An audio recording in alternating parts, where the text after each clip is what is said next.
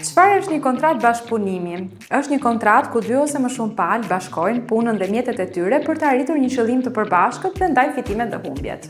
Është e rëndësishme që në këtë kontratë që bashkëpunimi të shkojë sa më mirë të parashikohen këto pika. 1. Përshkrimi sakt i punës dhe i kontributit që do të ofrojë secila nga palët për bashkëpunimin dhe arritjen e qëllimit final. 2. Raporti dhe mënyra e ndarjes së fitimit dhe humbjeve. 3. Afati për kryerjen e punës së secilit, si dhe përgjegjësitë nëse ka problematika të caktuara për riparimin e defekteve e të tjera. Dhe së katërti, menaxhimi i konflikteve. Asnjëri nuk niset me idenë që do ketë probleme apo konflikte me një palë me të cilën bashkëpunon, por është mirë t'i parashikoni që në fillim disa gjëra që mund të sjellin konflikte në mënyrë që bashkëpunimi më pas të rrjedhë vaj, siç e thon.